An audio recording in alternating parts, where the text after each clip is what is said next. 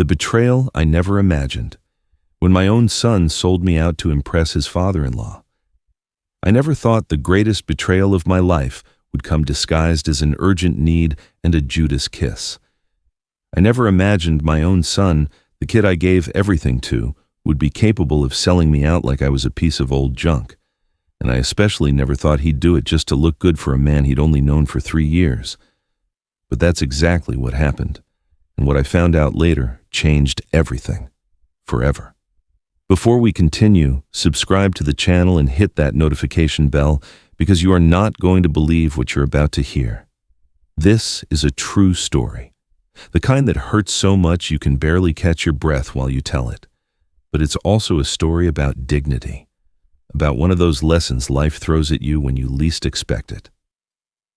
My name is Robert Miller. I'm 69 years old. For 42 years, I worked as a mechanic at the same shop in the Bridgeport neighborhood of Chicago. My hands are covered in scars from so much metal, so much oil, so much life spent fixing what other people broke. But I could never fix what broke inside my own home. 7 years ago, I lost my Lucy, my wife, the love of my life, the woman who gave me 2 kids and 44 years of happiness. When she died, something in me died too. But I still had my kids, or so I thought. I had Michael, my oldest, married to Patricia for 6 years now. And I had my car, a blue 2007 Chevy Cobalt. It wasn't much, but it was mine. It was my freedom. It was the only thing that let me get out of the house, go to the cemetery to visit Lucy on Sundays, take my grandkids to the park, do the grocery shopping. It was my independence, and Michael knew that perfectly well. But what I didn't know was that to him, that car was just money. Money he needed to impress his father-in-law, to prove to that big shot that yes, he was a good son-in-law, a man of resources, even if those resources were mine, even if getting them meant he had to tear my heart to pieces. The day it all started. It was a Tuesday afternoon. It was hot as hell. One of those sticky July days in Chicago that melts you right down to the soul. I was on the patio, watering the plants she loves so much, those plants that are now the only living thing I have left of her. I heard a car pull up. It was Michael. He was alone, without Patricia, without the kids. That right there felt strange. He never came alone. There was always an excuse, always busy, always in a rush. He walked in with a smile, one of those smiles that, looking back on it, makes me sick. He hugged me tight, said, "Pop, you're looking great. The plants look beautiful." I smiled like an idiot. Smiled because I still believed my son loved me, still believed that hug was real. We sat in the kitchen. He made me a coffee from the pot. That should have been another red flag. Michael never made anything. It was always me serving him. But that day, he did it carefully, like he was setting the stage for something, and he was. We talked about nothing, the heat, the kids, work. And then, just like it was nothing, he dropped the bomb. "Pop, I need you to do me a solid." I looked at him. "Sure, Mike, what's up?" He looked down, fiddled with his coffee mug, and said, "I need to borrow the car for a few days. See, it's Don Frank's birthday this Saturday, my father-in-law, and we want to throw him a huge surprise. We're going to take him up to Lake Geneva with the whole family, and my car's not big enough for everyone." I just stared at him. The car. My car. My blue Cobalt. The only days I ever went out were Sundays, to St. Boniface, to be with Lucy. But it was my son. How could I deny him? How could I say no? So I nodded. "All right, Michael, but you take care of it, you hear? You know it's the only way I get around." He smiled, hugged me again. "Thanks, Pop. You're the best. I'll have it back to you Monday morning, promise." The wait that never ended. Monday came and went. No car, no call. I called Michael 3 times that day. The first time, no answer. The second, he sent me a text. "Sorry, Pop, had a small problem with the car. I'll bring it tomorrow." The third time, he sent my call straight to voicemail. That's when I started to feel that knot in my stomach, that feeling that something was very, very wrong. Tuesday morning, I walked to his house, 3 miles under the sun. My knees were killing me, but I had to know. I had to see him. I rang the bell. Patricia opened the door. She looked at me with a face I'll never forget. It wasn't pity, it wasn't guilt, it was annoyance, like I was some door-to-door salesman bothering her. "Mr. Miller, Michael's not here." "I came for my car, Patricia." She sighed, crossed her arms. "Your car isn't here anymore." "My name is Robert Miller. I'm 69 years old, and for my whole life I believed I had built something solid. I believed that the sweat from 42 years of working as a mechanic, the busted knuckles, the knees that now ache every single morning, I thought it all meant something. I thought that meaning was my family, my kids, my legacy. I was born in a tough neighborhood in Chicago, a little apartment in the back of the yards where the winter cold snuck in through the cracks and the summer heat was unbearable. My dad was a construction worker. My mom washed other people's clothes to make ends meet.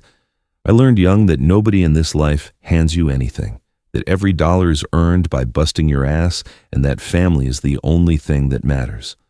Or so they taught me. My life with Lucy. When I was 22, I met Lucy. She was a cashier at the corner store. She had these brown eyes that just left me speechless every time I looked at her. We got married a year later in a small ceremony. 25 guests and a backyard barbecue at her mom's place. We had nothing, but we were happy, and we built a life, brick by brick, sacrifice by sacrifice. Michael was born 2 years later, my first son.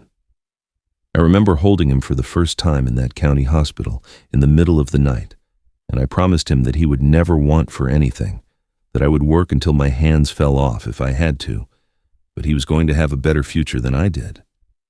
I kept that promise. I worked double shifts for 15 years so he could go to a good school, so he could study, so he wouldn't have to stick his hands in grease like I did. And he made it. Michael got his accounting degree, got a job at a firm. He married Patricia, a girl from a well-off family from Winnetka. I was proud.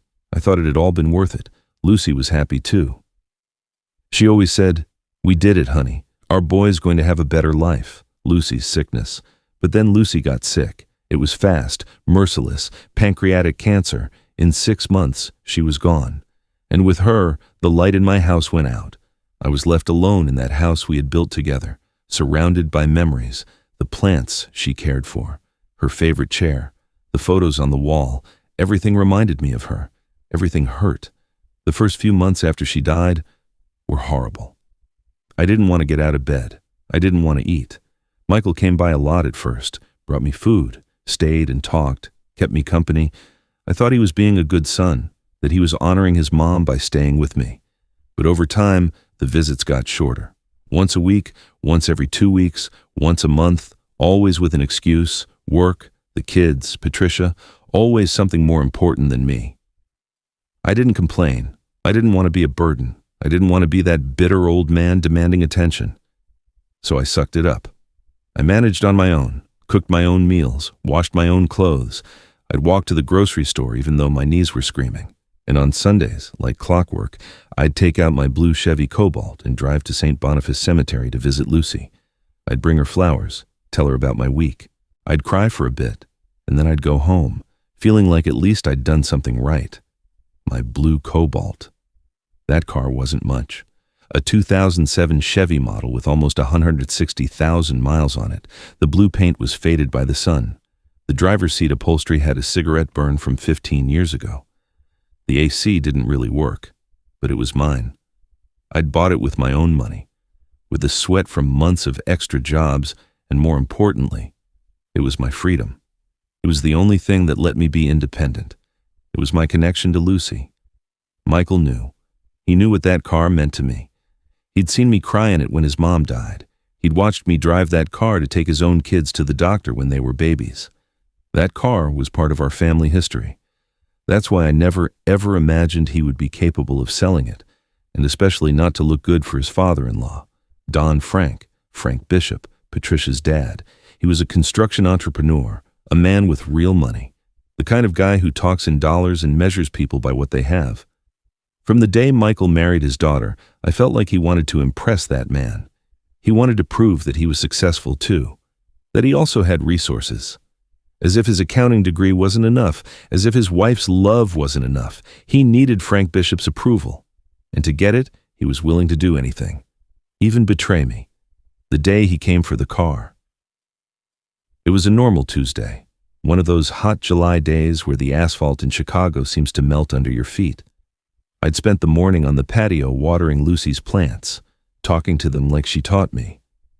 Plants are living things, Robert. You have to talk to them. Give them love. I still followed her advice. I still heard her in my head every time I touched those green leaves she loved so much. It was almost 3 in the afternoon when I heard a car engine cut off out front. I recognized the sound immediately. It was Michael's Jetta. My heart gave a little jump. It had been almost 2 weeks since I'd seen him. I looked out the kitchen window. There he was, getting out of the car. He was alone. That caught my attention right away. Patricia always came with him. The kids always came with him. But not that day. That day, he came alone, with a smile on his face and a bottle of bourbon in his hand. An expensive bottle. The kind I never bought because my pension barely covered the basics. I went out to the patio to meet him. Michael, son, what a surprise. He hugged me tight, one of those hugs he hadn't given me in a long time. He smelled like that expensive cologne Patricia bought him. Pop, I brought some bourbon so we can have a drink together. It's been too long since you and I just talked. His smile was wide, too wide. But me, the fool, I just saw my son wanting to spend time with me. I didn't see the trap hiding behind that smile. We went into the kitchen. It was cool inside. The ceiling fan turned slowly, making that familiar clicking sound that's been my companion for 30 years. I sat in my usual chair, the one by the window overlooking the patio. Michael sat across from me, in the chair that used to be Lucy's. That stung a little, but I didn't say anything. I'd never told anyone that chair was sacred to me. He made coffee. That was strange. Michael never made anything, ever since he married Patricia, who came from a family that drank English tea from porcelain cups. He'd left those habits behind. But he did it that day. Heated the water, made the coffee, passed it to me.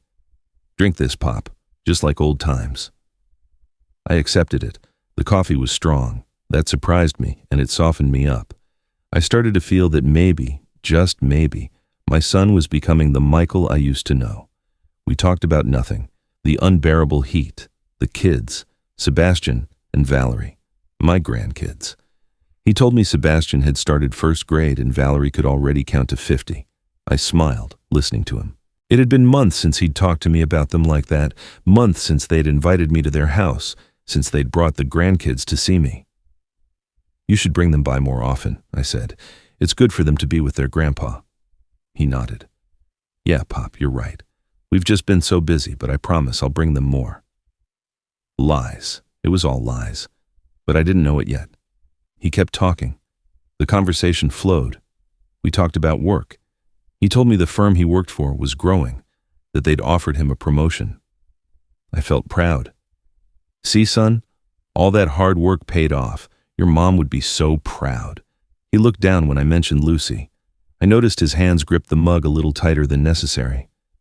I should have seen it. I should have seen something was wrong. It was after the second cup of coffee that the conversation shifted. Michael put his mug down on the table. He leaned back in the chair. He sighed. And when he spoke, his voice sounded different, more calculated, more rehearsed. Pop, I need to talk to you about something important. I looked at him. I felt that little knot in my stomach, but I ignored it. Tell me, son, what's going on? He played with the mug, avoided my eyes. It's about Don Frank, my father-in-law. I should have known right there. Every time he mentioned his father-in-law, a problem followed. Every time that name came out of his mouth, it was because he needed something. But I was still that naive dad who wants to believe his son is just looking for company. What about Frank? I asked. Michael took a deep breath. Saturday is his birthday, 65. Patricia wants to throw him a huge surprise party. She wants to take him up to Lake Geneva with the whole family, rent a house on the lake, spend the long weekend there. You know how she is about her dad. She adores him. I nodded. I knew exactly how Patricia was with her father. The man was her god. Everything revolved around Frank. His decisions, his opinions, his whims. And Michael lived his life trying to measure up to that man. Sounds nice, I said, still not understanding where this was going. Yeah, but there's a problem. My car isn't big enough for the whole family. There's a lot of us. There's Patricia, the kids, Patricia's sister with her husband and their 2 kids, Frank's mom. There's like 10 of us. We'd need 2 cars. He paused. He looked me straight in the eye, and then he let it drop. Pop, I need to borrow your car for the weekend. We leave Friday afternoon and come back Monday morning. I'll bring it back spotless, I promise. The air went out of my lungs. My car, my blue Chevy Cobalt, the only tangible link I had left to my freedom, the only thing that let me go to the cemetery on Sundays, the only thing that made me feel like I was still an independent person, that I wasn't a burden on anyone. And he was asking for it to take his father-in-law celebrating. To impress that big shot who had never once looked at me with respect. I should have said no. I should have set a boundary. But I looked at my son, and I saw the boy he used to be. I saw the baby I held in my arms in that hospital. I saw the kid who used to hug me when he had nightmares. I saw the teenager who cried on my shoulder when his first girlfriend dumped him. And I couldn't say no. Michael, that car's the only way I get around. You know I go to see your mom on Sundays. My voice sounded weak, pleading. I hated sounding like that. He leaned forward, put his hand on mine. Pop, it's just one weekend. Besides, you can go the next Sunday. My mom will understand. She always understood everything. He used his mother. He used Lucy to convince me. And it worked. All right, I said finally, but you take care of it. That car has almost 160,000 miles. It's not built for long trips. Drive carefully. Michael smiled. That smile that now when I remember it makes me sick to my stomach. Thanks, Pop. I knew I could count on you. You're the best dad in the world. He got up, hugged me again, and I, like an idiot, felt useful. I felt important. I felt needed by my son. I didn't know I had just signed my own sentence. We went to the garage together. I opened the door with the key that hung by the door frame. The Cobalt was there, parked in its usual spot. I'd washed it last Sunday, like I did every week. The blue paint shined under the light coming through the garage window. Michael looked at it with an expression I couldn't interpret at the time. Now I know it was greed.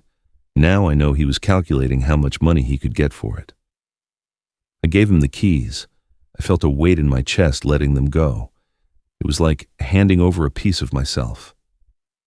The car keys and the spares on the blue keychain.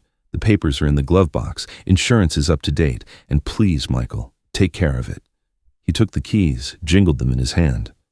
Don't worry, Pop. I'll take care of it like it's my own. Like it's my own. Those words echoed in my head, but I ignored them. He got in the car, started the engine. That engine I knew so well that I'd fixed 1,000 times with my own 2 hands. He rolled down the window. Pop, Monday morning first thing. I'll bring it back. Thanks again. You're a lifesaver. And he left. I watched the blue Cobalt turn the corner and disappear. I didn't know it would be the last time I ever saw my car. I went back in the house. Suddenly, I felt empty. The garage was now a dark, silent space. The oil stain on the floor, where the car always sat, looked back at me like a reproach. I sat in the kitchen, finished the coffee that had gone cold on the table, and then, only then, I started to feel that sickness in my stomach, that feeling that something wasn't right, that little voice in my head telling me I'd made a mistake. But it was too late. The longest night. I didn't sleep well that night. I tossed and turned. I dreamed about Lucy. In the dream, she was standing in the garage, looking at the empty space where the car should have been. She looked at me with sadness, saying nothing. Just looking. And I felt this horrible anxiety in my chest. I woke up at 4 a.m. with my heart racing. The house was silent. The most absolute silence I'd felt in years. I got up, went to the garage, flipped on the light. The empty space hit me like a punch. It's just one weekend, I told myself. It's just one weekend. Friday passed, Saturday passed, Sunday arrived, my Sunday, the day I always went to visit Lucy, but I had no way to go. I called Michael, no answer. I sent him a text. Son, how's it going? Is the car running okay? No reply. The hours passed. The anxiety grew in my chest like a poisonous weed. Monday arrived. The morning passed, noon passed, no car, no call, nothing. I called Michael again. This time he answered. "Hello, Pop?" His voice sounded weird, distant. "Michael, the car. You said you'd bring it back Monday morning." There was a long silence on the other end. Too long. "Yeah, sorry, Pop. We hit a small snag. I'll bring it tomorrow, no doubt." "What snag? Is everything okay with the car?" Yeah, all good. Don't worry. I'll talk to you tomorrow." And he hung up. I didn't sleep that night either. Something was very wrong. I could feel it in my bones. The truth comes out. Tuesday morning, I got up at 6. I showered. I put on the most decent clothes I had, and I started walking the 3 miles to Michael's house. My knees protested with every step. The sun was already beating down, even though it was barely 8 in the morning. I was sweating. My chest hurt. But I kept walking. I needed to see my car. I needed to know what the hell was going on. I got to his house in Winnetka, a big house with a yard, white picket fence, the house Patricia had inherited from her grandparents. I rang the bell, once, twice, 3 times. Finally the door opened. It was Patricia. She looked me up and down, not with warmth, not with concern at seeing me there, sweaty and tired. She looked at me with annoyance, like I was a salesman bothering her first thing in the morning. "Mr. Miller," she said. She didn't call me Dad. She didn't greet me warmly. She just said my name. Dry, cold. "Patricia, I'm here for my car. Where's Michael?" She sighed, crossed her arms, and then she said the words that made the world stop. "Your car isn't here." "What do you mean it's not here? Where is it?" My voice was shaking. She looked me straight in the eye, without a gram of guilt, without a gram of empathy, and said, "Michael sold it. We needed the money for the trip and for Dad's present. It's not yours anymore, Mr. Miller. You need to accept that." Patricia's words hit me like a sledgehammer to the chest. Michael sold it. It's not yours anymore, Mr. Miller. You need to accept that. I just stood there on the doorstep, feeling the world tilt under my feet. My knees were shaking. Not from the walk, not from the heat. They were shaking because something inside me had just shattered, something that could never be repaired. "What did you say?" My voice came out as a whisper. I needed to have heard her wrong. I needed those words to not be real. Patricia sighed with impatience. She looked at her watch like I was wasting her valuable time. "You heard me, Mr. Miller. Michael sold your car. We needed the cash for the trip to Lake Geneva and to buy my dad a decent gift. It was the only option." "The only option," I repeated, unable to process the words. "That car was mine. Michael told me he was borrowing it. He told me he'd bring it back on Monday. He lied to me. You lied to me." She shrugged her shoulders. She literally shrugged, as if she'd just told me it had rained, not that my son had sold the only thing I had left of my freedom. "It wasn't a lie. It was a strategy. If we told you the truth, you wouldn't have given it to us. And we needed it, Mr. Miller. You hardly ever use it, just to go to the cemetery on Sundays. What do you need a car for at your age? What do you need a car for at your age?" As if being 69 meant I wasn't entitled to anything. As if being old meant they could just dispose of my things without asking. I felt the blood boil in my veins. A rage I didn't know I was capable of feeling started to build inside me. "That car was mine," I repeated more firmly. "It was mine because I paid for it with my work, because I took care of it for 17 years, because it was the only thing that let me visit my wife, your husband's mother. Does that seem small to you?" Patricia's eyes narrowed. Her expression changed. It wasn't just annoyance anymore. It was contempt. "Look, Mr. Miller, I understand you're angry, but it's done. The car is sold. The money is spent. The trip was amazing, by the way. My dad was thrilled. That's what matters. You can't be this selfish. Michael is your son. He has a family to support. He has responsibilities. He can't be worried about your whims every Sunday." Whims. She called my visits to the cemetery whims. She called the only ritual that kept me sane since Lucy died whims. I felt tears start to burn behind my eyes, but I wasn't going to give her the satisfaction of seeing me cry. "I want to talk to Michael, right now." She shook her head. "He's not here. He left for work early." "Then I'll wait." "You're not waiting here. I have things to do. Besides, there's nothing to talk about. What's done is done." I tried to push past her. I tried to get into that house where I'd been 1,000 times, where I'd babysat my grandkids, where I'd shared Christmas dinners. But Patricia blocked the door with her body. "No, Mr. Miller, you're not coming in here unannounced making a scene. If you want to talk to Michael, call him on the phone like a civilized person." And she closed the door in my face. My own daughter-in-law closed the door in my face, like I was a stranger. An annoying salesman. A threat. I just stood there, staring at that white door with its gold number.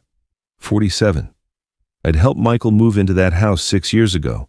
I'd carried boxes, I'd painted walls, I'd built furniture with these hands that were now shaking with helplessness. And now I couldn't even go inside. Now I was an intruder in my own son's life. The walk back, I walked home like a zombie. I don't remember the route. I don't remember if it was hot or cold. I just remember my feet moving automatically, one in front of the other, while my mind replayed the same words over and over. Michael sold it. It's not yours anymore. Accept it. I got home around noon. I went straight to the garage. I stood there, looking at that empty space, the oil stain on the floor, the shelf with the tools I used to maintain the car, the rag I used to wipe it down every Sunday. Everything was there, everything but the car, everything but my freedom. I don't know how long I stood there. Could have been an hour, could have been 5 minutes. Time had stopped making sense. Finally, I went inside. I went straight to the phone. I dialed Michael's number. It rang once, twice, 3 times, 4. Voicemail. "Hi, you've reached Michael. Leave a message after the beep." His cheerful, carefree voice, the voice of someone who hadn't just betrayed his father. "Michael, it's your pop. I need you to call me. It's urgent." I hung up. I waited. 10 minutes, 20 minutes, half an hour. Nothing. I called again. This time, he declined the call after the first ring.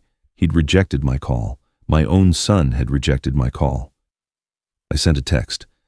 "Michael, please answer me. We need to talk about the car."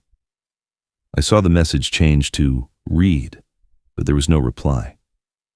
The afternoon passed. The night passed. I didn't eat. I couldn't. I just sat in the kitchen, in my chair by the window, looking out at the patio where Lucy's plants swayed in the wind. "Lucy," I whispered. "Lucy, your son. Our son. What did we do? Where did we go wrong?" But Lucy wasn't there to answer me. Lucy was buried in St. Boniface Cemetery. The cemetery I couldn't go to anymore, because I had no way to get there. The confrontation. Wednesday at 9 in the morning, the doorbell rang. I jumped out of the chair where I'd spent the night, sleepless. I ran to the door with a ridiculous hope. Maybe it was Michael. Maybe he was coming to apologize. Maybe he was coming to tell me it was all a terrible mistake. I opened the door. It was him. But he wasn't alone. Patricia was behind him, arms crossed, an expression of annoyance, and behind her, holding their mom's hand, were Sebastian and Valerie. My grandkids. My kids. "Pop," Michael said. His voice sounded tired, irritated, as if I was the problem, as if I was the one who'd done something wrong. "We need to talk." I stepped aside. They came in. The kids ran toward the patio. They didn't know anything. They just wanted to play. Michael and Patricia stood in the kitchen. They didn't sit down. That told me everything I needed to know about this conversation. "You sold my car," I said straight out. "I didn't have the strength for diplomacy." Michael sighed, ran a hand through his hair, that gesture he'd had since he was a kid when he was nervous. "Yeah, I sold it.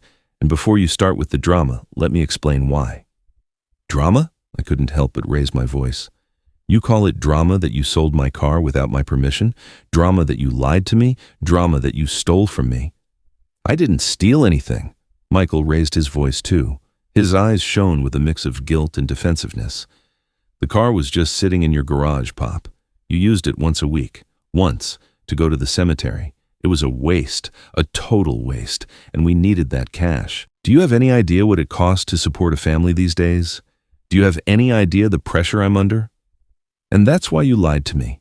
That's why you told me you were borrowing it, when your plan all along was to sell it." My voice was shaking. Not from fear, from rage, from a pain so deep I could barely breathe. Michael looked at me, and in his eyes I saw something that chilled my blood. I saw justification. I saw that he genuinely believed he'd done the right thing. I told you I was borrowing it because I knew if I told you the truth, you'd make a big scene. You'd make it difficult, and we didn't have time for that. Don Frank's birthday was that weekend. The trip was planned. We needed that money for the hotel, for the gift, for everything. For Don Frank? I couldn't believe it. You sold my car to impress your father-in-law. Patricia stepped forward. Her face was a mask of indignation. My father isn't just his father-in-law. He's the grandfather of your grandkids. He's an important man, and he deserved a decent birthday. Not like those shitty little parties you throw with a pizza and some soda. Her words hit me like slaps, one after another. Shitty little parties. That's what she called the times I invited them to my home, the meals I cooked on my pension to share with them. Oh, please, Mr. Miller, don't play the victim. Patricia rolled her eyes. It's always the same with you. Always the poor, abandoned old man. Always reminding us of everything you did. Remember when I paid for your school? Remember when I helped you move? It's exhausting. Your need for us to be eternally grateful is exhausting. I was speechless. I couldn't believe what I was hearing. I looked at Michael, waiting for him to say something, to defend his father, to tell his wife she was being cruel. But he didn't. He just stood there, staring at the floor, hands in his pockets, silent. His silence was worse than any of Patricia's insults. Michael, I said finally. My voice sounded strange, even to me, like it was coming from far away.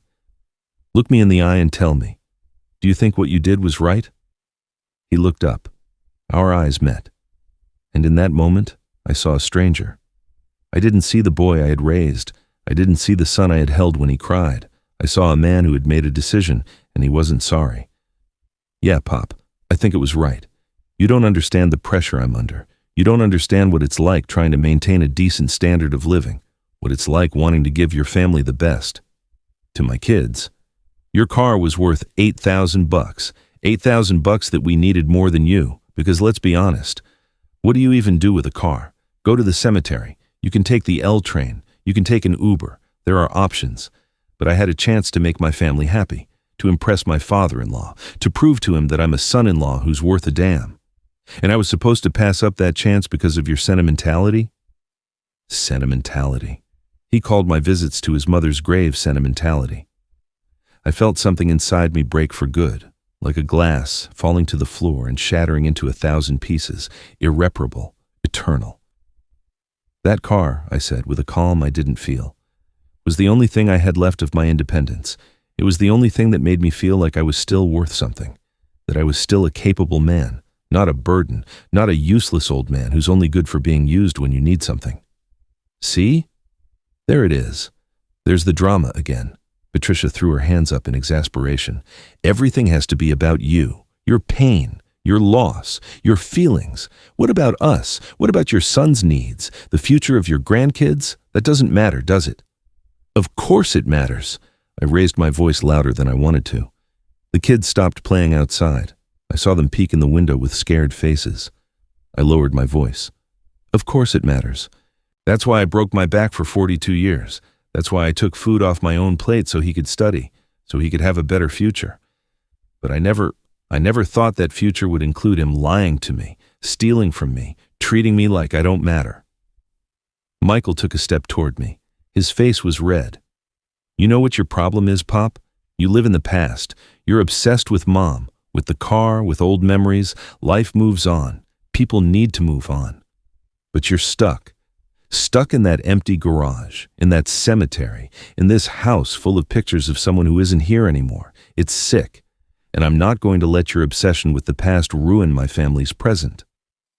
His words were like knives, one after another, straight to the heart. Obsession? My voice trembled. You call honoring your mother's memory an obsession, not forgetting the woman who gave you life? It's not honoring, it's obsession, Michael yelled. You go every Sunday, you talk to a gravestone like she's going to answer you. It's sick, Pop, and that car was part of your sickness. That's why I sold it, because maybe without it, you'll finally start living. Go out, make friends, get a life instead of rotting in this old house. The silence that followed his words was absolute. Even the plants seemed to have stopped moving. Even the wind had stopped. I looked at him. I looked at this man who had been my son, and I didn't recognize him anymore. "Get out of my house," I said. My voice was low but firm. "What?" Michael said. I said, "Get out of my house, now, all three of you, and take the kids." "Pop, now!" I yelled. "Get out of my house, I don't ever want to see you again." Patricia grabbed Michael's arm. "Let's go. You see how he gets. It's useless talking to him." She called the kids. "Sebastian, Valerie, come on, we're leaving. Grandpa isn't feeling well." The kids ran in. Valerie looked at me with her scared little eyes. "Grandpa, are you mad?" I almost broke. I almost fell to my knees, but I held strong. "No, sweetie. Grandpa just needs to be alone for a little while." She hugged my legs. Her hug was the only real thing, the only pure thing in that whole horrible conversation. They left. I watched them get into Michael's car, watched him start it, watched him drive away, and when the car disappeared around the corner, I collapsed. I literally fell to my knees right there in the doorway of my house, and I cried. I cried like I hadn't cried since Lucy's funeral. I cried for the car, for the betrayal, for the son I had lost, for the future that had evaporated. I cried until I had no tears left. And when I finally managed to get up, when I could finally breathe again, something inside me had changed. The sadness was still there. The pain was still there. But alongside them, something new had been born, something cold, something hard, something that felt a lot like determination. Michael had sold my car. He had sold my freedom. He had sold my dignity. But there was one thing he couldn't sell. He couldn't sell my intelligence. He couldn't sell the lessons life had taught me. He couldn't sell the fact that I still had cards left to play. And I was about to play every single one of them. The night of the decision. I didn't sleep that night. I didn't even try. I just sat in the kitchen, in that chair by the window that had been my refuge for so many years. The house was completely silent, that thick silence that only people who live alone know, that silence that amplifies every thought, every pain, every regret. I replayed every word of the conversation, over and over, like a scratched record that can't move forward. What do you need a car for at your age? Your whims every Sunday. You're obsessed with the past. Every phrase was a knife, sinking deeper with each repetition. Each one hurt more than the last. And the worst part was that a small, venomous part of me wondered if they were right. Was it true I was living in the past? Was it true my visits to the cemetery were a sick obsession? I looked around the kitchen, the photos of Lucy hanging on the wall, our wedding picture, Lucy with the kids when they were little, Lucy smiling in Florida on that trip 20 years ago. Lucy, Lucy, Lucy, everywhere. Was that normal, or was Michael right? "No," I said out loud. My own voice startled me in the silence. "No, honoring your wife is not an obsession. Visiting her is not a sickness. It's love, it's respect. It's what a man does when he loses his life partner." But still, the doubt was there, small, insidious, eating away at my certainty. I got up. I needed to move. I needed to do something with this anguish that was consuming me from the inside. I went to the garage, flipped on the light. The empty space greeted me like a slap in the face. The oil stain on the floor looked darker under the artificial light, bigger, like an open wound in the concrete. I knelt. I don't know why. I just did. I knelt there on the cold garage floor, and I touched that stain with my fingers. It was the only thing left of the cobalt, a stain of old oil, 17 years summed up in a stain. I felt the tears start to fall again, tears I thought I'd run out of. But no. Apparently, the well of my pain was bottomless. "Lucy," I whispered. "Lucy, what do I do? Tell me what to do." I waited, as if I was really expecting her to answer, as if her voice would come out from the shadows of the garage and tell me exactly what to do. But there was no answer. Just the distant hum of the refrigerator in the kitchen. Just the silence. Just me and my pain.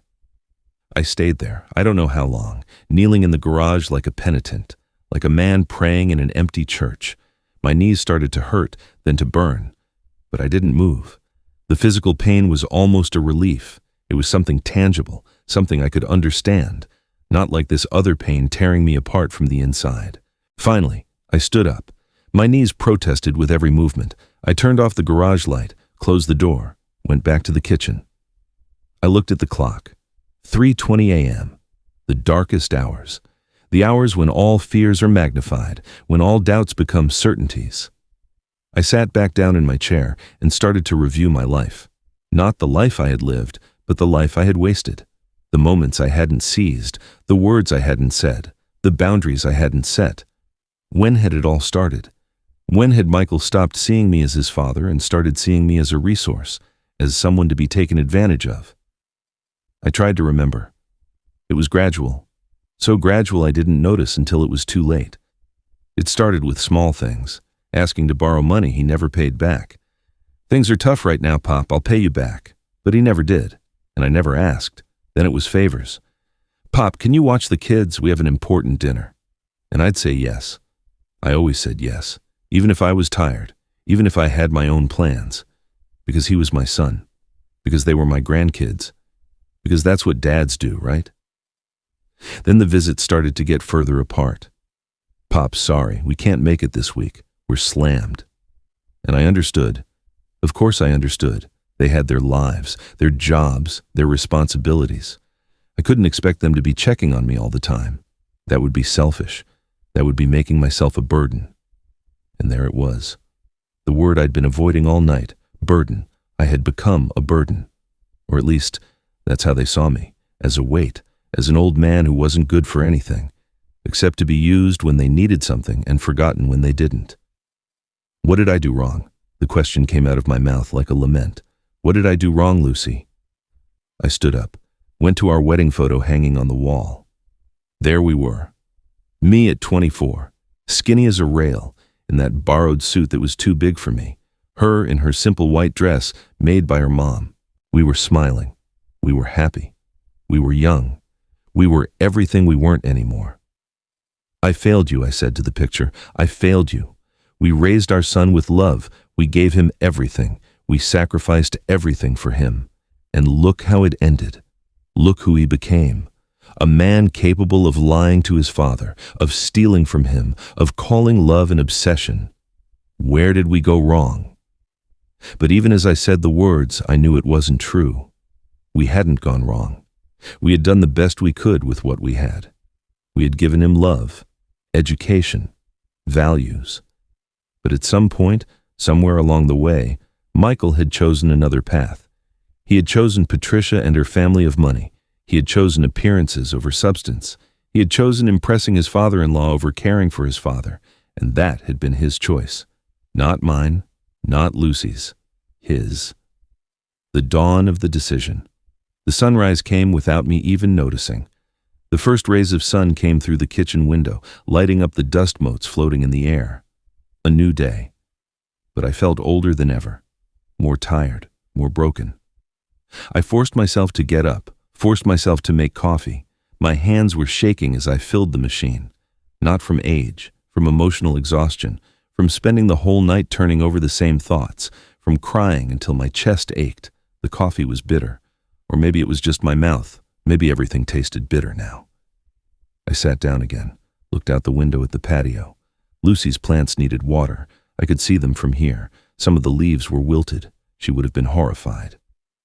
"Robert, plants are like us. They need care. They need attention. If you neglect them, they die." I stood up, went to the patio, filled the watering can, and I started to water. Plant by plant, carefully, just as she had taught me. The begonias, the geraniums, the ferns, the mint plant we used for tea. Each one got its water. Each one got its attention. And as I watered, something inside me began to shift. It was subtle, like a small change in temperature, like when the wind changes direction. I started to think more clearly. The fog of pain that had enveloped me all night began to lift. Michael had sold my car. That was a fact. He had lied to me. He had stolen from me. He had betrayed me. Those were also facts. But there was another fact I was starting to see clearly. I wasn't dead. I was still here. I still had my mind. I still had my dignity. And I still had options. I finished watering, put the can back in its place, went back to the kitchen, poured another coffee. This one tasted less bitter. Or maybe I was just getting used to the taste. I sat down and I started to think. Really think. Not just wallow in the pain, but think about solutions, about actions, about consequences. Michael thought he had won. He thought that by selling my car, he had solved his problems. He'd gotten the money to impress his father-in-law. He'd managed to cure me of my obsession. He'd gotten what he wanted. But there was something Michael didn't know, something he and Patricia hadn't considered in their selfish calculations. I wasn't just an old man with a car. I was an old man with property, with savings, with a will. This house I was sitting in, this house that Lucy and I had bought with the sweat of 35 years of work, this house was worth money. A lot of money, and it was in my name. Only my name. When Lucy died, everything had been left to me, and I had assumed, like an idiot, that one day all of this would be Michael's, that he would inherit this house, that he would take care of these plants, that he would keep his mother's memory alive. But now I knew that wasn't going to happen. Now I knew that Michael only saw this house as another way to get money, another thing to sell to impress his father-in-law, another waste from the old man obsessed with the past. I got up, went to my bedroom, opened the dresser drawer where I kept my important papers. I pulled out an old folder. Inside was my will. A simple will I'd had drawn up years ago by a neighborhood lawyer. A will that left everything to Michael. To my beloved son, Michael Miller, I leave all my earthly possessions. I stared at that paper, at those words I had signed with so much hope, with so much love, with so much faith that my son would honor my memory, with so much faith that my son would love me even when I was gone. How naive I had been. I folded the paper, put it back in the folder, and in that moment, I made a decision. A cold, calculated decision. A decision Michael had forced me to make with his actions. If he could sell my car without my permission, if he could lie to me and steal from me, if he could call my love for his mother an obsession, then I could also make decisions. Decisions about my property, decisions about my legacy. I went to the phone, looked in the old address book Lucy had kept for years. There it was. Gary Henderson, attorney. An old friend from the shop days, an honest man, a man I could trust. I dialed his number. It was 8 a.m. I hoped he was in his office. It rang 3 times. Henderson Law, good morning. It was his secretary. Good morning. This is Robert Miller. I need to speak with Gary. It's urgent. 1 moment, Mr. Miller. I waited. My heart was beating fast, not from fear, from determination, from something I hadn't felt in years, power, the feeling that I still had control over something in my life. Robert? Gary's voice sounded surprised. What's wrong, buddy? Haven't heard from you in years. Gary, I need your help. I need you to help me change my will, and I need to do it today. There was a silence on the other end. Then Gary spoke, his voice serious now. Are you sure? A will isn't something you change just like that. I've never been more sure of anything in my life, I answered. Can you see me today? Give me an hour. Come in at 10. And Robert, you okay? You sound different. I smiled. A sad but firm smile. I'm better than I've been in a long time, Gary. I'll see you at 10. I hung up the phone. I stood there in the kitchen. The sunlight streamed through the window, lighting up the table, the chairs, the photos of Lucy. And for the first time since Michael sold my car, I felt something other than pain. I felt clarity. I felt purpose. Michael had played his card. He had shown his true colors. He had chosen money over his father. He had chosen appearances over love. He had chosen his father-in-law over his own family. Now it was my turn to play, and I had a card he didn't even know existed, a card that would change everything, a card that would teach him a lesson he had obviously never learned, that actions have consequences, that betrayal has a price, that treating your father like dirt has a cost. I showered. I got dressed in my best clothes, the white shirt I saved for special occasions, my dress pants, polished shoes. I combed my hair. I looked in the mirror, and I saw a different man than the one I'd seen yesterday. I saw a man with a purpose, with a mission, with dignity. At 9:30, I left the house. I walked to the bus stop. I took the bus downtown to the Loop, and as the bus moved through the streets of Chicago, I looked out the window and thought about Lucy. "Forgive me, my love," I whispered. "Forgive me for what I'm about to do, but it's necessary. It's the right thing to do. Our son needs to learn, and I need to get my dignity back." The bus continued on its way, and I continued on mine. To Gary's office, to a new will, to justice, at the lawyer's office. Gary Henderson's office was on the third floor of an old building in the Loop. I walked up the stairs slowly, not from fatigue, but because with every step I climbed, I felt like I was climbing toward a new version of myself, a version that no longer let himself be walked on, a version that knew how to fight back. Gary was waiting for me at his office door. He was a man my age, maybe a couple of years younger, with gray hair and thick glasses.